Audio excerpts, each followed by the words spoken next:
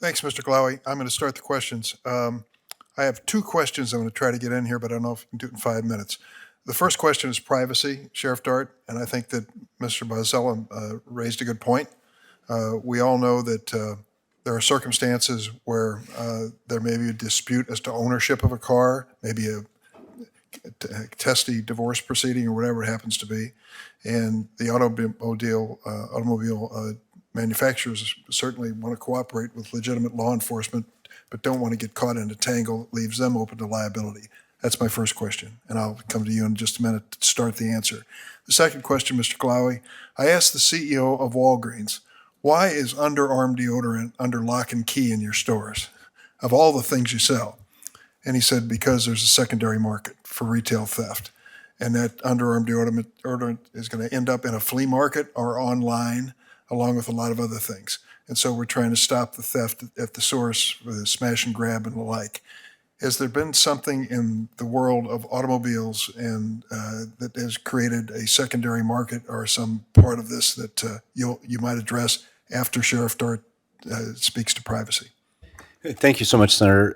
I've heard the privacy issue brought up, and it's real to a certain extent. But for starters, the victims are there with us, and they've given consent, and they want this done. If there are bad actors, if there are bad actors who are using this for the wrong purpose, there are plenty of ways, as a former prosecutor, that you can charge these people for that.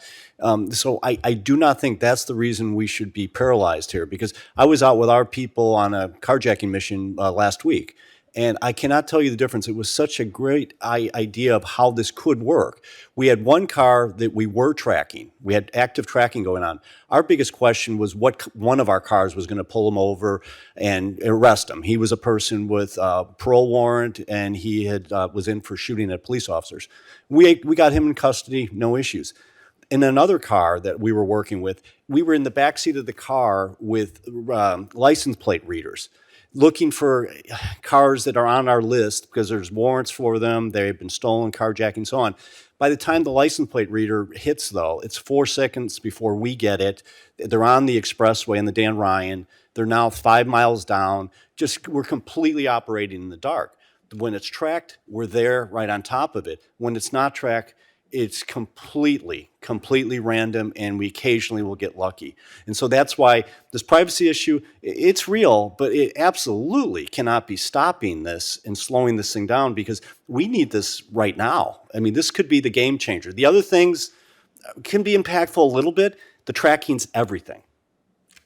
Mr. Bozzella, you want to say a word before I turn to Mr. Glowy? I would simply say that we're looking to work with law enforcement to find a way to get this balance right. And we think we're making progress in that regard. And we think that we can do this in a way that balances consumer privacy with the consumer's need to be protected from carjacking. Maybe the industry could start by having a consistent piece of technology as opposed to many different ones, as you mentioned. Mr. Glowy, would you like to comment on the secondary market issue? Sure. Chairman Durbin, thank you for the question.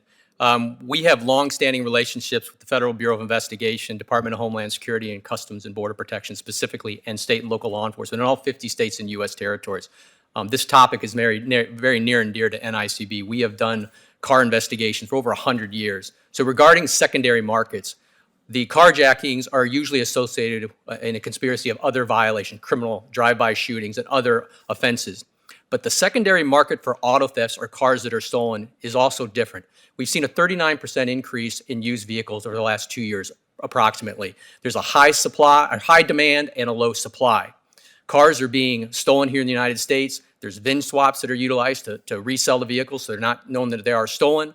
They're shipped overseas, Middle East criminal enterprises. They go outbound. Many of you are aware they were funding for terrorism investigations, especially Lebanese Hezbollah. In my prior capacity as department head for intelligence for DHS, we've talked about that in our past. And then cars are also shipped to Mexico. We repatriate hundreds of cars a year that are shipped into Mexico after they're stolen.